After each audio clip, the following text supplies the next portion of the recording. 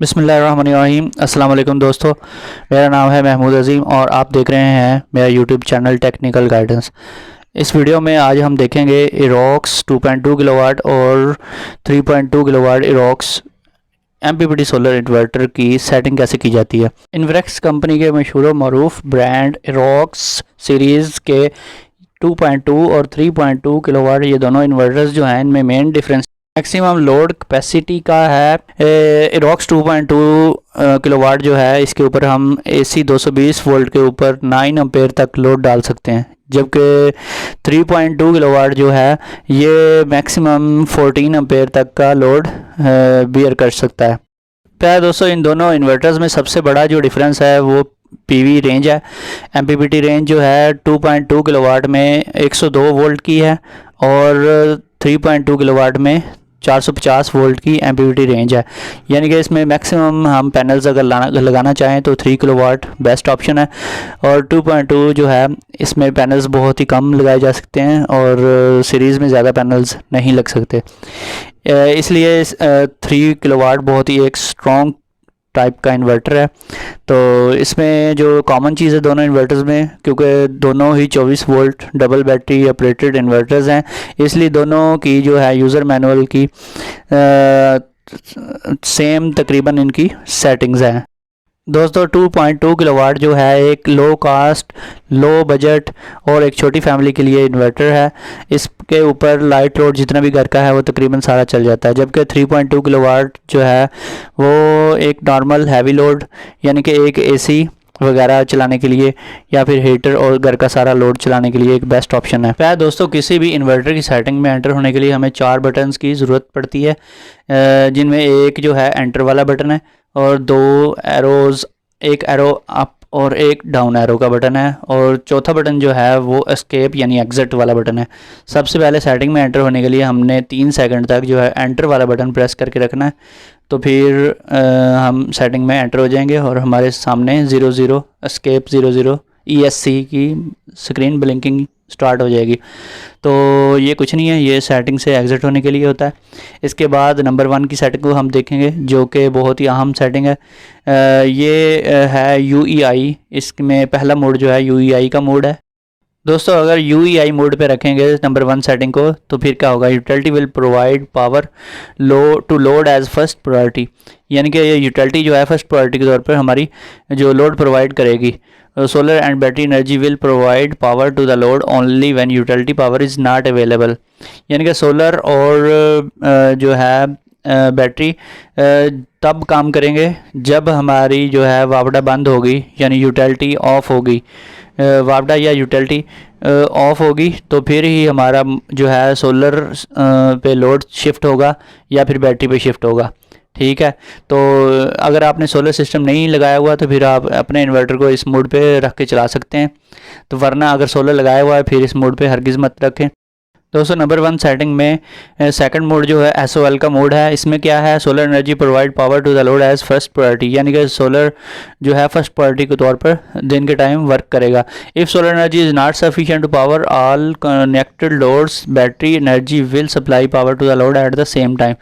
वो कह रहा है कि अगर जो सोलर एनर्जी हमारी सफिशिएंट नहीं है यानी कि कम मिकदार में है, ज़्यादा उसकी पावर नहीं है, तो फिर क्या होगा, बैटरी के साथ वो शेयरिंग करेगा, यानी कुछ लोड जो होगा वो सोलर पे चलेगा, कुछ सोलर से ले लेगा जो हमारी इलेक्ट्रिसिटी और कुछ इलेक्ट्रिसिटी वो बैटरी से ले लेगा, दोनों को मिलाकर हमारा लोड जो है आगे वो चलाएगा। Utility provide power to the load only when one of this condition occur, यानी कि यूटिलिटी पे तब जाएगा जब ये 2 कंडीशनों में से कोई एक कंडीशन पूरी होगी। नंबर 1 पे solar energy is not available, जब सोलर एनर्जी अवेलेबल नहीं होगी तो फिर हमारा जो लोड है वो यूटिलिटी पे शिफ्ट हो जाएगा, और या फिर battery voltage drop to low level warning voltage or the setting point in program 12, या फिर जो हमने 12 नंबर के अंदर सेटिंग की हुई है, जो आगे हम देखेंगे 12 नंबर सेटिंग क्या हमने रखी हुई है, ठीक है ना, उसके मुताबिक वोल्टेज बैटरी के ड्रॉप हो जाते हैं, बैटरी इतनी ज़्यादा लो हो जाती है तो फिर क्या होगा, इन्वर्टर जो है वो वापडा को ऑन करवा देगा, चाहे दिन का टाइम है फिर भी वो ऑन करवा देगा। इसके बाद है जी SBU प्रायोरिटी। इसके अंदर ही नंबर 1 सेटिंग के अंदर ही दूसरा मोड SBU का है। दोस्तों 3.2 किलोवाट के इन्वर्टर्स में UEI की बजाय USB का मोड होता है, जबकि SOL की बजाय SUB का मोड होता है। आपको 3 किलोवाट के इन्वर्टर में USB, SUB और SBU और इसके अलावा MKS का मोड देखने को मिल सकता है। दोस्तों SBU मोड को अगर सेलेक्ट करेंगे तो कुछ यूँ होगा, solar energy provides power to the load as first priority, यानी कि सोलर सबसे पहले जो है पावर प्रोवाइड करेगी। If solar energy is not sufficient power all connected load, battery energy will supply power to the load at the second priority. अगर solar की में कोई कमी पेशी होगी, उसका कोई करंट कम होगा, तो फिर बैटरी जो है पावर जो प्रोवाइड करेगी एट द सेम टाइम, ठीक है। Utility power provide power to the load only when battery voltage drop to the either low level warning voltage or setting point in program 12। इसके मुताबिक ये है कि यूटिलिटी सिर्फ उसी सूरत में पावर प्रोवाइड करेगी जब बैटरी इतनी ज़्यादा हमारी ड्रॉप हो जाए या डिस्चार्ज हो जाए कि नंबर एक वो ये कि जो वार्निंग वोल्टेज है जहाँ पे हमारी बज़र बजनी शुरू होती है उसके बराबर पहुँच जाए, या फिर ये प्रोग्राम नंबर 12 में जो हमने लो वोल्टेज सेट किए हुए हैं उस तक पहुँच जाए, तो फिर जो है हमारा लोड यूटिलिटी पे शिफ्ट हो जाएगा। दोस्तों इन्वेक्स कंपनी के इस यूज़र मैनुअल के मुताबिक दोनों सेटिंग्स सेम नज़र आ रही हैं, जबकि ज़ाहिर ऐसा बिल्कुल भी नहीं है। जो SOL की सेटिंग है वो कुछ इन्वर्टर्स में SUB के तौर पे भी आती है और कुछ में SOL के ऊपर आती है। ख़ास तौर पे इन्वेस्ट 2.2 में SOL लिखा हुआ आ रहा है और जो 3.2 किलोवाट है उसमें SUB या फिर SOL ही लिखा आएगा। दोस्तों एक्चुअली ये दोनों सेटिंग्स क्वाइट डिफरेंट है, बिल्कुल डिफरेंट है। जो SOL या SUB की सेटिंग है इसमें होता ये है कि सबसे पहले सोलर यूज़ होता है और जैसे ही शाम का टाइम होता है तो फिर यूटिलिटी पे ये लोड सारा शिफ्ट हो जाता है चार्जिंग समेत। चार्जिंग भी यानी कि यूटिलिटी पे शिफ्ट हो जाती है और लोड भी यूटिलिटी पे यानी वापडा पे शिफ्ट हो जाता है शाम को।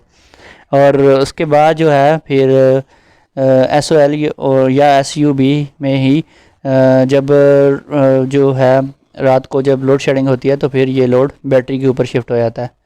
जबकि SBU जो है सेटिंग इसमें सबसे पहले लोड सोलर के ऊपर चलता है, उसके बाद जो शाम का टाइम आता है उसमें ये बैटरी के ऊपर लोड शिफ्ट हो जाता है।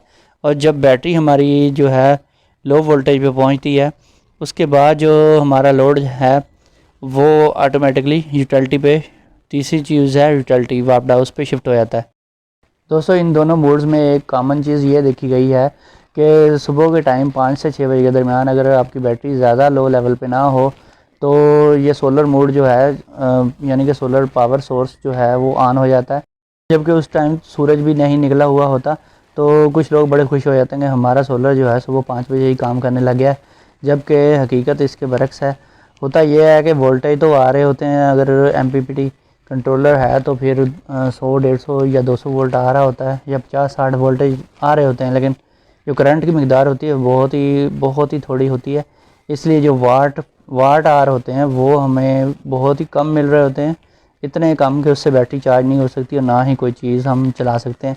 फिर होता ऐसे है कि सोलर मोड तो ऑन हो जाता है लेकिन वो हमारी बैटरी को साथ ही इस्तेमाल करना शुरू कर देता है, बैटरी मिक्स करके साथ इस्तेमाल हो रही होती है, यानी कि ज़्यादातर जो है बैटरी ही यूज़ हो रही होती है। सोलर तो ना होने के बराबर होता है, वो इस्तेमाल हो ही नहीं सकता।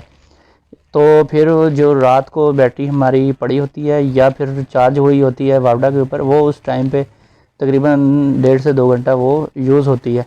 उसके बाद 7 बजे या फिर गर्मियों में तकरीबन 7 बजे सोलर ऑन हो जाता है और सर्दियों में तकरीबन 7:30 या 8 बजे जो है लोड उठा लेता है। उसके बाद फिर जो है हमारी चार्जिंग भी स्टार्ट हो जाती है सही तरीके से और पूरा लोड भी जो है हमारा सोलर सिस्टम वो उठा लेता है।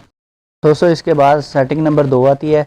ये इन्वर्टर की मैक्सिमम चार्जिंग कैपेबिलिटी है, यानी कि मैक्सिमम चार्जिंग करंट कितना है to configure total charging current for solar and utility chargers. ये कह रहा है कि ये जो सेटिंग है ये दोनों पे काम करती है, यूटिलिटी पे भी और सोलर पे भी, लेकिन जो ये टोटल चार्जिंग करंट इसके अंदर से पास होना होता है, समझ लेंगे इस सेटिंग के अंदर से। तो यहाँ से अगर हम सोलर का करंट बढ़ाना चाहते हैं तो ये 2 नंबर सेटिंग जो है यहाँ से हम करंट रेज़ कर सकते हैं। दोस्तों इन्वर्क्स 2.2 किलोवाट इन्वर्टर में जो ये चार्जिंग करंट है 10 एम्पेयर से 60 एम्पेयर तक इसकी हम वेरिएशन कर सकते हैं, यानी कि 10 एम्पेयर 20, 30, 40, 50 या फिर 60 सेलेक्ट कर सकते हैं। इसको कम से कम आप 30 या 40 एम्पेयर पे रखें, इससे ज़्यादा कम करेंगे तो फिर प्रॉब्लम क्रिएट होगी। दोस्तों 2 नंबर की इस सेटिंग को कभी भी 10 या 20 एम्पेयर पे नहीं रखते, अदरवाइज़ अगर आप रखेंगे तो फिर आपकी जो वापडा की चार्जिंग है जो कि 11 नंबर से तब्दील होती है वो भी इफ़ेक्ट हो जाएगी।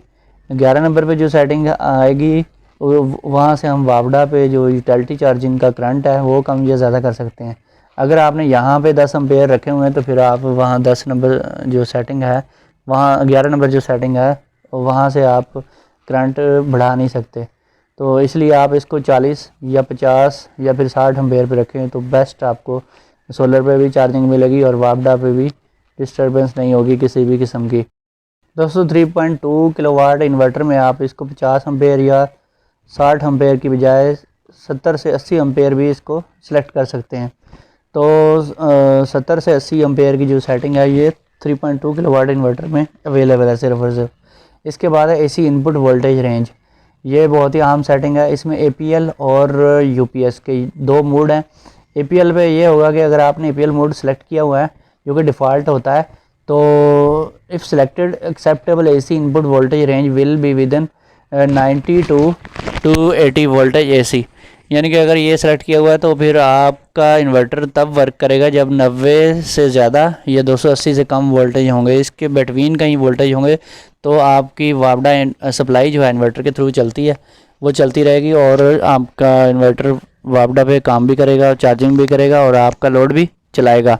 लेकिन अगर आप कंप्यूटर यूज़र हैं तो फिर इस मोड में एक प्रॉब्लम आती है, क्योंकि इसका जो टाइम इंटरवल है यानी कि जब वापडा ऑफ होती है तो लोड जब बैटरी के ऊपर शिफ्ट होकर इन्वर्टर चलाता है तो इसमें 20 मिलीसेकंड का एक गैप आ जाता है जिसकी वजह से कंप्यूटर रीस्टार्ट हो जाता है। तो अगर आप इसको UPS मोड पे रखेंगे तो UPS का मतलब है अनट्रिप्टेबल पावर सप्लाई, तो फिर आपका जो 20 मिलीसेकंड का गैप है वो 10 मिलीसेकंड रह जाता है।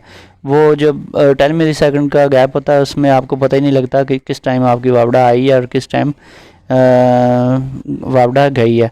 तो फिर आपका जो है सिस्टम स्मूथली चलता रहता है और जो PC है वो रिस्टार्ट नहीं होता।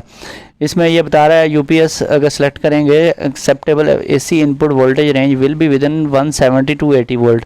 अगर आपके एरिया में 170 वोल्ट से कम जो है वोल्टेज आ रहे हैं तो फिर ये मोड आपके लिए सही काम नहीं करेगा, क्योंकि ये वापडा को बंद कर देगा और फिर प्रॉब्लम क्रिएट हो सकती है। इसलिए आप अगर 170 से लो वोल्टेज का प्रॉब्लम है तो फिर आप APL मोड को सिलेक्ट करें। 205 नंबर की सेटिंग में बैटरी टाइप सेलेक्ट करनी होती है। इसमें AGM बैटरी भी सिलेक्ट कर सकते हैं, फ्लडेड या फिर यूज़र डिफ़ाइन। अगर आप लिथियम बैटरी यूज़ कर रहे हैं तो फिर आप यूज़र डिफ़ाइन सेलेक्ट करें। अगर आप लेड एसिड बैटरी यूज़ कर रहे हैं तो फिर AGM या फ्लडेड दोनों में किसी पे भी रख लें, क्योंकि दोनों की सेटिंग जो है तकरीबन सेम ही है। और अगर आप लिथियम या फिर ट्यूबलर भी लेड एसिड बैटरी की टाइप है जो कि डीप साइकिल बैटरी है। डीप साइकिल बैटरी कोई भी अगर आप यूज़ कर रहे हैं तो फिर आप 5 नंबर सेटिंग को सिलेक्ट करें। USC का मतलब है यूज़र डिफ़ाइन, यानी कि कस्टम सेटिंग, ये खुद से सेटिंग करने के लिए है। तो इसमें आप बुल्क चार्ज वोल्टेज और फ्लोट चार्ज वोल्टेज की सेटिंग जो है वो खुद से करेंगे, जो कि 26 नंबर और 27 नंबर पे आती है। यहाँ से 5 नंबर को USC पे सेलेक्ट करने के बाद आपने 26 नंबर और 27 नंबर को अपनी मर्ज़ी से जो है वोल्टेज उनके डिफ़ाइन करने हैं। तो इसमें 29 नंबर की सेटिंग भी फिर हम चेंज कर सकते हैं। 29 नंबर की जो सेटिंग है ये बैटरी की डिस्चार्जिंग की सेटिंग है कि बैटरी हमने कितनी डिस्चार्ज करवानी है। अगर हम सादा आम बैटरी जो है जो गाड़ियों में इस्तेमाल होती है वो यूज़ कर रहे हैं तो फिर हम AGM या फ्लडेड को सेलेक्ट कर सकते हैं, क्योंकि उनके वोल्टेज भी तकरीबन वही हैं जो हम सादा बैटरी के यूज़ करते हैं। तो अगर आप ट्यूबलर बैटरी यूज़ कर रहे हैं लेकिन आपने सेटिंग में AGM या फ्लडेड को सिलेक्ट किया हुआ है तो फिर आपकी जो ट्यूबलर बैटरी है ना ही आपको पूरा बैकअप देगी और ना ही वो मुकम्मल चार्ज होगी। दोस्तों ज़्यादातर लोगों को बैकअप ना मिलने की बड़ी वजह यही देखी जाती है क्योंकि उन्होंने बैटरी तो ट्यूबलर लगाई होती है लेकिन सेटिंग उन्होंने AGM पे या फ्लडेड पे रखी हुई होती है। इसके बाद 6 नंबर सेटिंग है, ये auto restart when overload occurs, यानी कि इसको अगर अनेबल रखेंगे तो फिर इसकी LFE वैल्यू रखेंगे, अगर डिसेबल रखेंगे तो LFD। अगर इनेबल रखेंगे तो क्या होगा कि जब ओवरलोड हो जाएगा, यानी कि जित आपका अगर UPS जो है 10 एम्पेयर का है बिलफर्ज, तो आपने इसके ऊपर 11 एम्पेयर का लोड डाल दिया है, तो फिर क्या होगा, ये जो है अगर इनेबल रखा हुआ है तो क्या होगा, ऑटो रीस्टार्ट हो जाएगा। तो रीस्टार्ट हो जाएगा, इन्वर्टर बंद होकर रीस्टार्ट हो जाएगा, जिससे इसके जलने के चांसेस बहुत बढ़ जाएंगे, क्योंकि वो बार बार रीस्टार्ट होता रहेगा। तब तक होता रहेगा जब तक आप हैवी लोड हटा नहीं देते और अपने लोड को कम नहीं कर लेते। तो इसलिए डिफ़ॉल्ट वैल्यू जो है वो डिसेबल ही रखना चाहिए। 207 नंबर सेटिंग जो है ये भी तकरीबन मिलती जुलती सेटिंग ही है, auto restart when over temperature occurs, यानी कि ये जब ओवर टेम्परेचर हो जाएगा 50 डिग्री से अबव हो जाएगा टेम्परेचर, तो UPS जो है रीस्टार्ट हो जाएगा। अगर इसको अनेबल रखेंगे तो UPS बार बार रीस्टार्ट होता रहेगा जब तक हम हैवी लोड हटाएंगे नहीं, या फिर उसका फ़ैन जो है वो चौक हो गए हैं, उनको सही नहीं करवाते, या फिर उसके अंदर अगर मिट्टी से चौक हो गया है, उसकी जालियाँ वगैरह बंद होंगी, ब्लोर लगने वाला है, तो जब तक हम उसकी सफाई वगैरह नहीं कर देते और ठंडा नहीं कर लेते इन्वर्टर को, तब तक वो रीस्टार्ट होता रहेगा अगर अनेबल रखेंगे तो। इसलिए डिफ़ॉल्ट वैल्यू जो है वो इसकी प्रोटेक्शन के लिए बेहतरीन है। इसको डिसेबल रखें ताकि वो जब बंद हो जाए तो फिर उसके बाद ऑन ना हो। बंद होने के बाद ऑन तभी होगा जब हम जाके उसको खुद से पावर ऑफ करके दोबारा उसकी पावर ऑन करेंगे, तो फिर ही वो ऑन होगा। 209 नंबर सेटिंग जो है वो आउटपुट फ्रीक्वेंसी की है, ये हमेशा 50 साइकिल ही रखनी चाहिए, 50 हर्ट्ज़ यानी कि HZ। तो अगर इसको 60 पे रखेंगे तो या तो आपका UPS जल जाएगा, या फिर आपकी जो अप्लाइंसेस हैं वो इलेक्ट्रॉनिक्स की वो जल जाएंगी, या फिर आपकी जो मोटर्स हैं उनकी स्पीड बढ़ने की वजह से वो भी जल सकती हैं, या फिर आपका इन्वर्टर है ओवरलोड हो जाएगा जिसकी वजह से वो जल जाएगा। इसके बाद सेटिंग नंबर जो है हमारे पास 11 है, मैक्सिमम यूटिलिटी चार्जिंग करंट। यहाँ से हम अपना वापडा का जो करंट है उस जिससे हमने बैटरी चार्ज करवानी है उसको कम या ज़्यादा कर सकते हैं। जो हमारा इन्वर्टर 2.2 किलोवाट है उसमें 10 एम्पेयर और 20 एम्पेयर की सेटिंग है, जबकि हमारा जो 3.2 किलोवाट का मॉडल है उसमें 15 और 25 एम्पेयर पर भी हम बैटरी चार्ज करवा सकते हैं। दोस्तों अगर हम 100 एम्पेयर आर की बैटरी यूज़ कर रहे हैं तो फिर हम उसको 10 से डिवाइड कर देंगे, तो हमारे पास 10 एम्पेयर करंट जो है वो मिलता है। हम यहाँ पे फिर 10 एम्पेयर रखेंगे। अगर हम 200 एम्पेयर आर की बैटरी यूज़ कर रहे हैं तो फिर हम उसको 10 से डिवाइड करते हैं जब, तो हमारे पास 20 एम्पेयर का करंट आता है, यानी कि 20 एम्पेयर से हम चार्जिंग करवाएंगे तो हमारी बैटरी ख़राब नहीं होगी।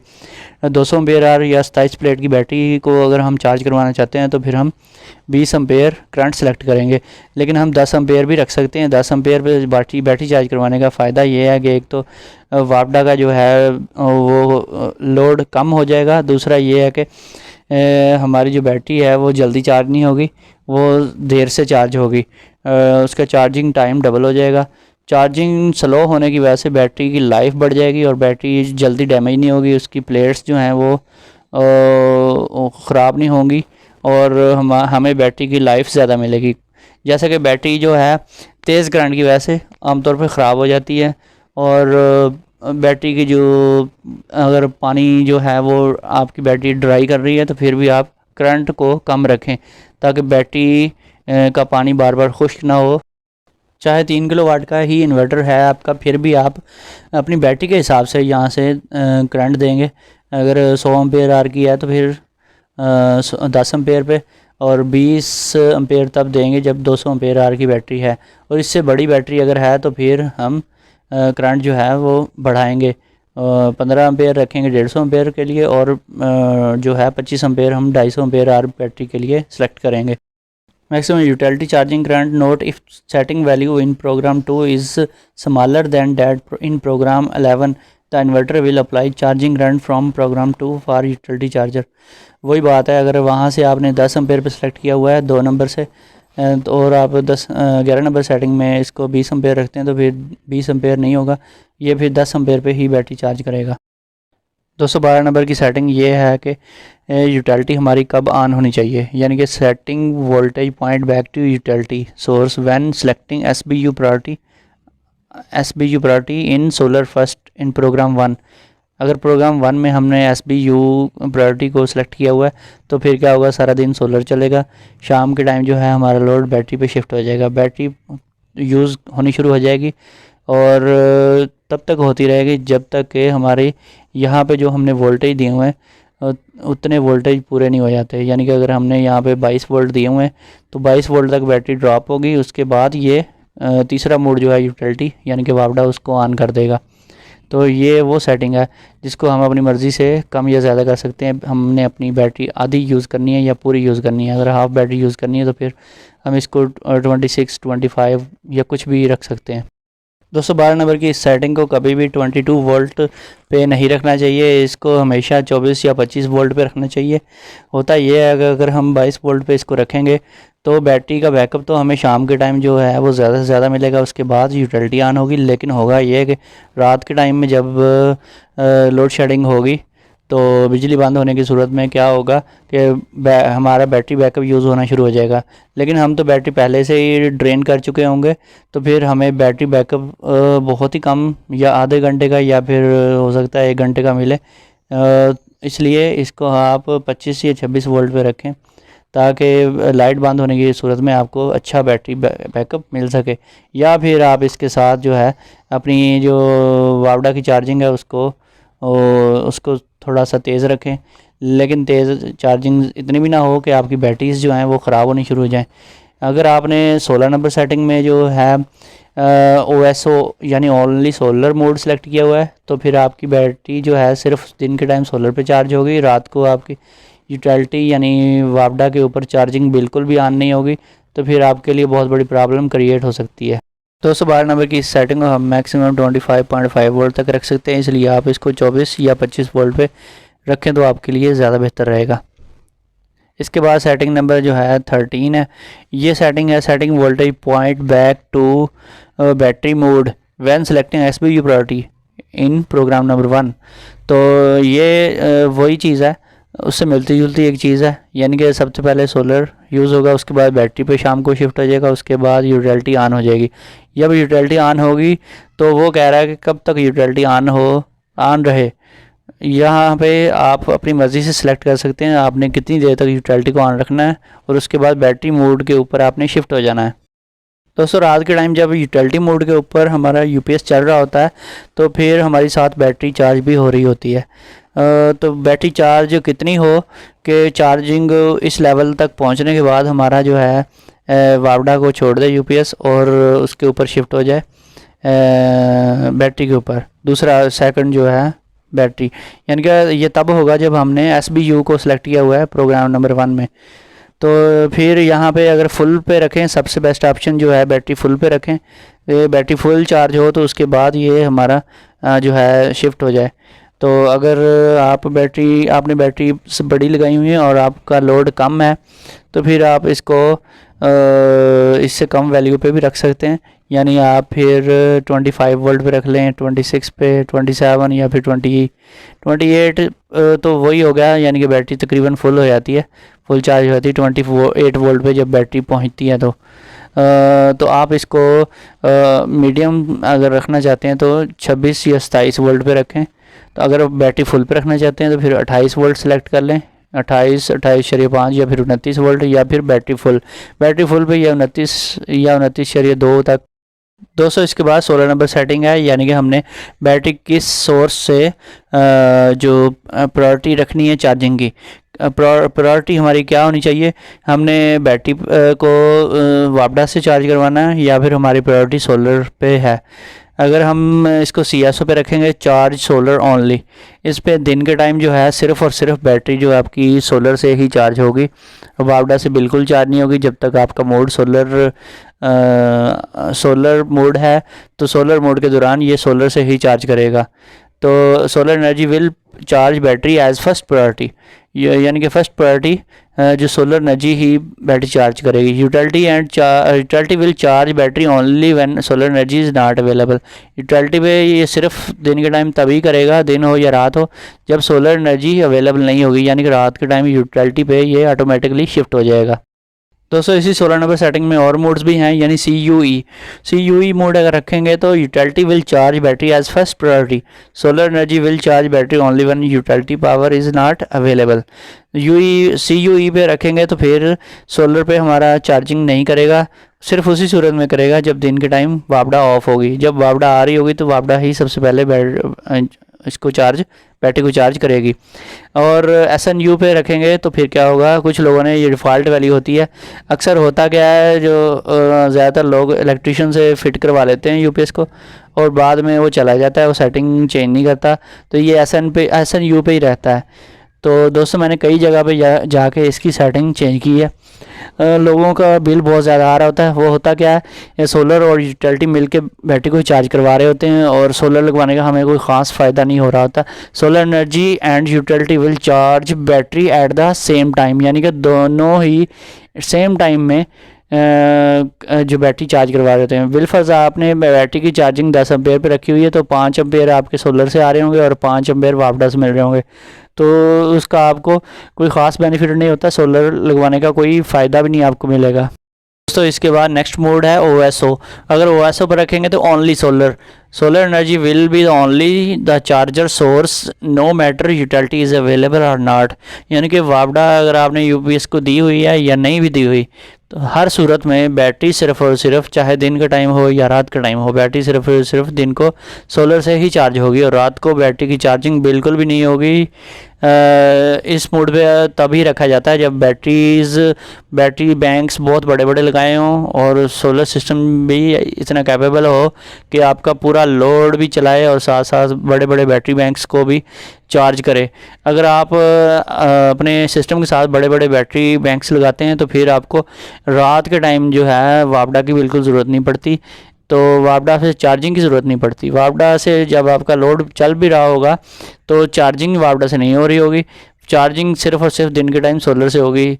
इस मोड पे रखने का फ़ायदा भी और नुकसान भी। फ़ायदा ये है कि बड़े बैटरी बैंक्स अगर लगाए हुए हैं तो फिर तो आपका जो है हो सकता है सारी रात ही आपकी बैटरी जो है आपको बैकअप दे और दिन रात जो है आपका सिर्फ सोलर एनर्जी ही यूज़ होगी। दिन के टाइम जो एनर्जी सोलर से बैटरी में चार्ज हो जाएगी, रात के टाइम वो आप यूज़ कर लेंगे, तो आपका जो वापडा यूटिलिटी का बिल होगा वो नील हो जाएगा, बिल्कुल ज़ीरो बिल हो जाएगा। लेकिन अगर आपने छोटी बैटरी लगाई हुई है तो फिर आपके रात के टाइम जब वापडा ऑन होगी तो साथ चार्जिंग ऑन नहीं होगी, तो ऐसी सूरत में जब लोड शेडिंग होगी तो बिल्कुल अंधेरा हो जाएगा, इन्वर्टर जो है बंद हो जाएगा, बैटरी के साथ ज़्यादा टाइम नहीं चलेगा, तो फिर बैटरी क्योंकि चार्ज नहीं हुई होगी। तो इस मोड को आप सिर्फ उसी सूरत में सेलेक्ट करें जब आपने बड़ा बैटरी बैंक लगाया हुआ है या फिर आपका लोड बहुत ही थोड़ा है और बैटरी आपके लिए सारी रात चलती रहती है और ख़त्म नहीं होती। दोस्तों 18 नंबर सेटिंग जो है अलार्म कंट्रोल की है, यहाँ से B ऑन करेंगे तो अलार्म ऑन हो जाएगा, डिफ़ॉल्ट पे यही होता है, और ऑफ़ करना है तो BOF पे कर दें इसको। इसके बाद 19 नंबर सेटिंग जो है auto return to default display screen, ये अगर इसको ESP पे रखेंगे तो आपकी जो भी स्क्रीन आपने चेंज कर रहे हैं तो ऑटोमेटिकली थोड़ी देर बाद 1 मिनट के टाइम के बाद ये खुद ब खुद डिफ़ॉल्ट जो होम स्क्रीन है उसके ऊपर शिफ्ट हो जाएगा। अगर आप FEP यानी stay at last latest screen select किया हुआ है तो फिर ये स्टे रहेगा जब तक कि हम खुद बटनों से उसको चेंज नहीं करेंगे। इसके बाद नेक्स्ट सेटिंग जो है वो 20 नंबर सेटिंग है बैक लाइट कंट्रोल की। बैक लाइट ऑन जो है डिफ़ॉल्ट में होती है LON, और अगर आप ऑफ़ करना चाहते हैं तो इसको LOF करके सिलेक्ट कर लें। तो इसके बाद 22 नंबर सेटिंग है अलार्म ऑन की। अलार्म ऑन की beeps while primary source is interrupted, ये वो अलार्म है जो जब वापडा आती है तो ये एक लंबी बीप सुनाई देती है, जब जाती है तब भी, तो ये वो वाला अलार्म है, यहाँ से ऑन या ऑफ़ करवा सकते हैं या डिफ़ॉल्ट मोड जो है वो अलार्म ऑन पे होता है। इसके बाद 23 नंबर सेटिंग है बाईपास डिसेबल, डिफ़ॉल्ट में होता है, ये डिफ़ॉल्ट में ही रहने दें क्योंकि ये बाईपास ओवरलोड का है। When enabled the unit will transfer to line mode if overload occurs in battery mode. अगर इसको अनेबल करेंगे तो क्या होगा कि हमारा UPS जो है वो बैटरी मोड पे चल रहा था और ओवरलोड हो गया, यानी हमने इसकी कैपेसिटी से ज़्यादा लोड डाला, तो फिर ये ओवरलोड होने की सूरत में जो लोड है हमारा उसको ट्रांसफ़र कर देगा बैटरी मोड के ऊपर। तो इसलिए इसको डिसेबल रहने दें ताकि ये किसी भी सूरत में लाइन मोड पे शिफ्ट ना हो। इससे ये होगा कि लाइन मोड पे जब शिफ्ट हो जाएगा एक दफ़ा तो फिर बाज़ औक़ात ऐसे देखने में आया कि कई घंटों तक वो लाइन मोड यानी कि यूटिलिटी यानी वापडा पे ही चलता रहता है, तो फिर वो शिफ्ट बैटरी पे जल्दी नहीं होता। इसलिए इसको डिफ़ॉल्ट वैल्यू पे रखना चाहिए, लेकिन ये सेफ़्टी के लिए होता है। तो अगर अनेबल भी कर देंगे तो इसमें इन्वर्टर की सेफ्टी ही है। इसके बाद 25 नंबर पे सेटिंग जो है रिकॉर्ड फॉल्ट कोड, ये जो है FEN पे रखेंगे तो ये रिकॉर्ड अनेबल रहेगा, और इसको डिसेबल करना है तो FDS। ये इसका कोई ख़ास फंक्शन नहीं है, इसको जहाँ पे मर्ज़ी रखें। इसके बाद बुल्क चार्जिंग वोल्टेज CV, ये 26 नंबर सेटिंग है। ये सेटिंग तब चेंज कर सकते हैं हम जब हमने बैटरी टाइप 5 नंबर में से USE यानी कि यूज़र कस्टम डिफ़ाइंड को सिलेक्ट किया हुआ है। अगर हमने AGM या फ्लडेड FLD को सिलेक्ट किया हुआ है तो फिर हम 26 नंबर सेटिंग, 26, 27 और 29 नंबर सेटिंग्स, तीनों सेटिंग्स को चेंज नहीं कर सकेंगे। ये सेटिंग्स अगर हमने चेंज करनी है तो फिर हमें 5 नंबर में बैटरी टाइप जो है वो USC सिलेक्ट करनी पड़ेगी। तो अगर आप ट्यूबुलर बैटरी या फिर लिथियम बैटरी यूज़ कर रहे हैं तो फिर अपनी मर्ज़ी से यहाँ से 5 नंबर को USC पे रखें और यहाँ से अपनी मर्ज़ी से सेटिंग चेंज करें। तो ट्यूबुलर बैटरी की जो सेटिंग है वो आपने जो है सिंगल बैटरी, क्योंकि सिंगल बैटरी वाला 1.2 किलोवाट का है और ये हमारा जो है 2.2 या 3.2 है, इसमें 28.2 वोल्ट पे रखेंगे चूँकि हमारी डबल बैटरी है। तो 28.2 पे रखेंगे। ये सेटिंग है लेड एसिड आर्म जो बैटरी है, जो कार बैटरी भी जिसे कहते हैं, उसकी सेटिंग है। अगर आप ट्यूबुलर यानी डीप साइकिल बैटरी यूज़ कर रहे हैं फिर आपने इसको 29.2 पे रखना है, क्योंकि सिंगल बैटरी के लिए फिर वोल्टेज जो होते हैं 14.6 होते हैं, तो सिंगल का डबल जो हो गया वो 29.2 वोल्ट हो गया। 29.2 पे रखना है अगर आप ट्यूबुलर बैटरी यूज़ कर रहे हैं। अगर आप AGM फ्लडेड या फिर आम जो है कार बैटरी यूज़ कर रहे हैं तो फिर आपने इसको 28.2 पे रखना है। फिर अगर आप इसको 28.2 की बजाय 29.2 या कुछ और करेंगे तो फिर आपकी बैटरी जो है वो चार्जिंग कंप्लीट नहीं करेगी, और वो उसके चार्जिंग कंप्लीट ना होने की वजह से वो चार्जिंग पे लगी ही रहेगी। उससे एक तो वापडा का बिल बहुत ज़्यादा आएगा, दूसरा ये है कि आपकी बैटरी डैमेज होगी और बैटरी जो है उस अपनी लाइफ साइकिल आपको पूरी नहीं देगी और चंद महीनों में बैटरी ख़त्म हो जाएगी। दोस्तों, एक बहुत ही कॉमन प्रॉब्लम आजकल देखने में आ रहा है कि लोगों ने ट्यूबुलर बैटरीज़ जो हैं वो अटैच की हुई हैं, लेकिन वो जब कारीगर से फिटिंग करवाते हैं, इलेक्ट्रिशियन जो होते हैं वो सेटिंग नहीं करते तो वो ऐसे ही चले जाते हैं छोड़ के। तो AGM या FLD जो बैटरी टाइप 5 नंबर पे है वो सिलेक्टेड होती है। वो ट्यूबुलर बैटरी के लिए वो सेटिंग काम ही नहीं करती, या अगर काम भी करती है तो फिर वो बैटरी जो है हाफ़ चार्जिंग होती है या बिल्कुल नहीं होती, तो फिर बैकअप बिल्कुल नहीं मिलता। ये बहुत बड़ी प्रॉब्लम है आजकल देखने में आ रही है। तो इसलिए आप ट्यूबुलर बैटरी जब भी लगाएं तो उसको आप 24 वोल्ट वाले UPS के साथ यानी 3 किलोवाट या फिर 2 किलोवाट का जो भी UPS है, ये वाला 2.2 और 3.2 इन्वर्क्स का, इसमें आपने उसके वोल्टेज जो है 29.2 रखने हैं। ये चार्जिंग वोल्टेज है, तो ये ट्यूबुलर बैटरी के लिए ही काम करते हैं 29.2। ट्यूबुलर बैटरी जब भी लगाएं आपने बैटरी टाइप चेंज करनी है, USC पे करना है और यहाँ से 26 नंबर सेटिंग को हमेशा 29.2 रखना है। अगर आप ब्रिज पावर बैटरी यूज़ कर रहे हैं तो फिर आप 29.2 की बजाय 29.4 करेंगे, क्योंकि उसके वोल्टेज थोड़े से ज़्यादा रखने पड़ते हैं, फिर वो परफॉर्मेंस देती है, नहीं तो वो अदरवाइज़ वो मुकम्मल चार्ज नहीं होती। दोस्तों, ओसाका फोनेक्स AGS जो भी बैटरी आप यूज़ कर रहे हैं उसके लिए आपने ट्यूबुलर बैटरी के लिए 29.2 वोल्टेज ही सिलेक्ट करने हैं 26 नंबर पे। और इसके बाद फ्लोटिंग चार्जिंग वोल्टेज, ये 27 नंबर की सेटिंग है। ये भी इम्पोर्टेंट सेटिंग है, इसको भी इसके साथ ही आपने, अगर आप सिंपल बैटरी यूज़ कर रहे हैं चाहे ट्यूबुलर बैटरी यूज़ कर रहे हैं, दोनों बैटरीज़ के लिए आपने 27.0 वोल्ट रखने हैं। तो ये 27 वोल्ट यानी कि रखेंगे। तो फिर ये क्या चीज़ है, फ्लोटिंग वोल्टेज कहते हैं। जब बैटरी हमारी फुल चार्ज हो जाती है, अगर चार्जर को हटा दें हम टर्मिनल्स को ओपन कर दें, बैटरी को हटा दें बिल्कुल UPS से, तो फिर हम अगर मल्टीमीटर से उसको टेस्ट करें तो हमें ये 27 वोल्ट मिलेंगे। अगर हमारी बैटरी बिल्कुल नई है तो 27.0 वोल्ट शो करेगी। ये फ्लोट चार्जिंग वोल्टेज होते हैं, यानी कि बैटरी फुल चार्ज होने के बाद इस फ्लोटिंग करंट के ऊपर पहुँच जाती है और ये बग़ैर किसी लोड के चेक किए जाते हैं हमेशा बैटरी को, जो भी लोड वगैरह और चार्जर हर चीज़ हटा के। अगर बैटरी आपकी पुरानी है तो ये फुल चार्ज होने के बाद 27.0 वोल्ट आपको दोनों बैटरीज जो हैं वो शो नहीं करवाएंगी। और जैसे ही हम लोड डालते हैं बैटरी के तो ऊपर, तो बैटरी फिर 27 वोल्ट पे नहीं रहेगी, तो बैटरीज जो हैं 27 से डिक्रीज़ हो जाएंगी। 29 पे है लो डीसी कट ऑफ वोल्टेज। ये सेटिंग जो है ये चीज़ इंश्योर करती है कि हमने बैटरी कितनी डिस्चार्ज करवानी है। जब बैटरी इस लेवल तक डिस्चार्ज हो जाएगी तो वो हमारा कट ऑफ पॉइंट अचीव हो जाएगा, यानी कि बैटरी हम जब बैटरी मोड के ऊपर इन्वर्टर को चला रहे होंगे, ये हमने 21 वोल्ट जो है डिफ़ॉल्ट वैल्यू है, अगर ये रखी हुई है तो बैटरी जैसे ही ग्रेजुअली डिक्रीज़ होती होती 21 वोल्ट पे पहुंचेगी तो हमारा जो है इन्वर्टर ऑफ हो जाएगा, सिस्टम ऑफ हो जाएगा। तो अगर इसको हम 22 पे रखें या 23 पे तो हमें बैकअप कम मिलेगा। तीसरा नंबर सेटिंग जो है बैटरी इक्वलाइजेशन की है।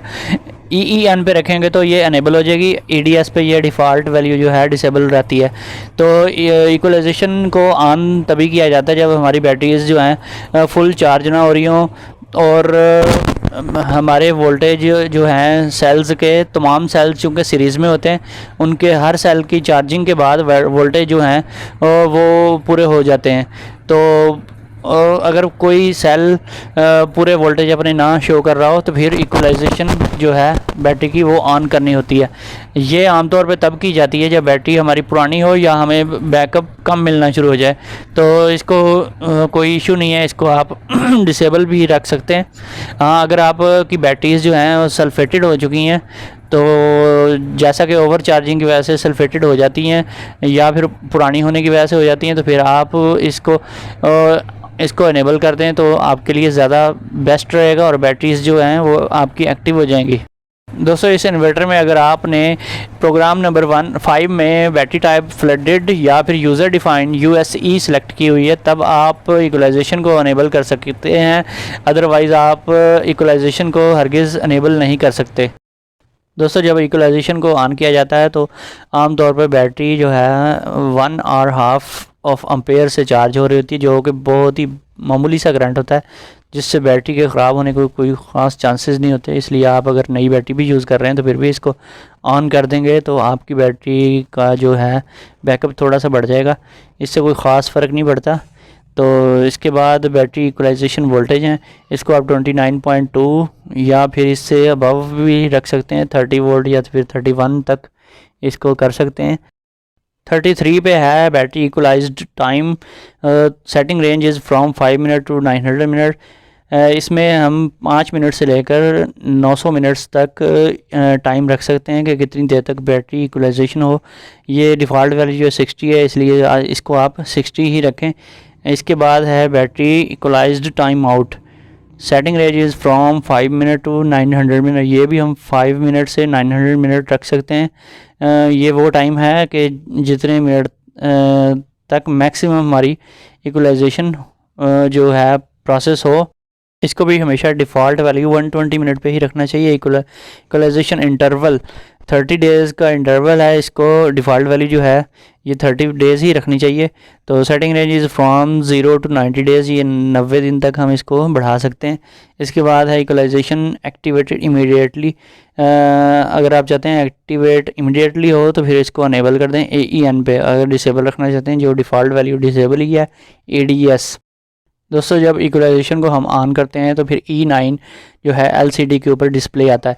E9 जो है ब्लिंक कर रहा होता है बाज़-औक़ात, और फिर लोग समझते हैं कि ये कोई फ़ॉल्ट है, तो ये कोई फ़ॉल्ट नहीं है। जब भी हम इक्वलाइजेशन को अनेबल रखेंगे तो फिर ये E9 का जो है ये डिस्प्ले पे आएगा, ये कोई एरर वगैरह नहीं है। If equalisation function is enabled in program 30, this program can be set up if enable is selected in this program. It's to activate battery equalization immediately and LCD main page will show E9. If disable is selected, it will cancel equalization function until next activated equalization time arrives based on program 35. Setting at this time E9 will not show on the LCD main page. दोस्तों, ये है आज की video. अगर video आपको पसंद है तो वीडियो को लाइक करें, इसको शेयर करें और चैनल को सब्सक्राइब कर लें ताकि आपको हर मेरी नई आने वाली वीडियो टाइम से मिलती रहे। फिर मिलेंगे एक नई वीडियो के साथ। ओके, अल्लाह हाफिज़।